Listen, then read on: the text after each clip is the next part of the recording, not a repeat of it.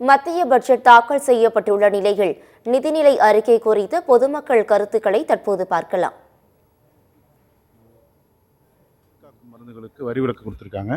இந்தியாவில் இருக்கிற 700 அரசு மருத்துவமனையிலும் கேன்சர் சிகிச்சை அடுத்த 3 வருஷத்துல கொடுக்கணும். அதுக்குண்டான உபகரணங்களுக்கு மத்திய அரசாங்கம் நிதி ஒதுக்கிடுது. இது நல்ல விஷயம். சேலம், கோயம்புத்தூர் மாதிரி பெரிய ஊரில் மட்டும்தான் கேன்சர் சிகிச்சை இருந்துச்சு. தொழில் முனைவோர்களுக்கு கடனுதவி அதிகப்படுத்தியிருக்காங்க.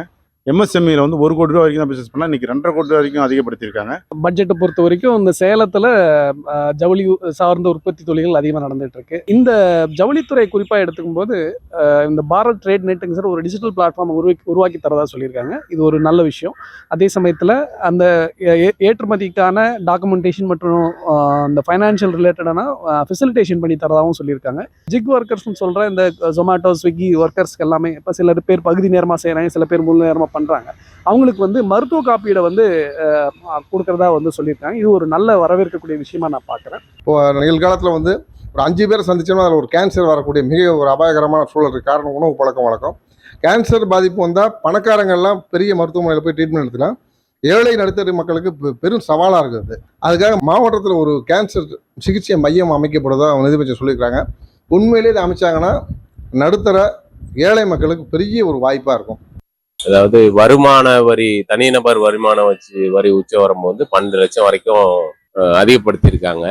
அது 12 லட்சம் வரைக்கும் எந்த வரி விதிப்பும் இல்லைன்ற மாதிரி சொல்றாங்க. சில செய்தி வர்றதை பார்த்தா அதுக்கு ஸ்லாப் ஏதோ வச்சிருக்க மாதிரி சொல்றாங்க. அது என்னங்கிறது தெளிவாக தெரியவில்லை. அது ஒரு விஷயம். இந்த லாஜிஸ்டிக்ங்கிறது எதுவா இருந்தாலுமே எல்லா மக்களுக்கும் பயன்படுற விதத்துல அது கொண்டு போய் சேர்த்தாதான் அது பிரயோஜனமா இருக்கும்.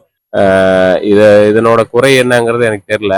நான் கவனிச்ச வரைக்கும் இதுதான் விஷயம். மத்திய அரசு 2025-26 ஆண்டிற்குண்டான நிதிநிலை அறிக்கை தாக்கல் செய்யும் போது இன்றைக்கு விவசாயிகளுக்கு கிசான் கிரெடிட் கார்டு மூலம் 3 லட்சத்திலிருந்து 5 லட்சமாக உச்சவரம்பு உயர்த்தப்பட்டுள்ளது என்று மாண்புமிகு மத்திய நிதி அமைச்சர் அவர்கள் மகிழ்ச்சியோடு தெரிவித்துள்ளார்.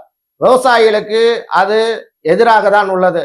விவசாயிகள் இன்றைக்கு நாடு முழுவதும் உற்பத்தி செய்த விளைபொருளுக்கு விவசாயிகளுக்கு கட்டுப்படியான விலை நிர்ணயம் செய்ய கோரி விவசாயிகள் போராடி கொண்டிருக்கின்ற நிலையில் கட்டுப்படியான விலை இல்லாமல் அதை நிர்ணயம் செய்யாமல் விவசாயிகளுக்கு கிரெடிட் கார்டு மூலம் மிகப்பெரிய கடன் சுமையை தான் இன்றைக்கு மத்திய அரசு விவசாயிகள் தலையிலே சுமத்தியுள்ளது.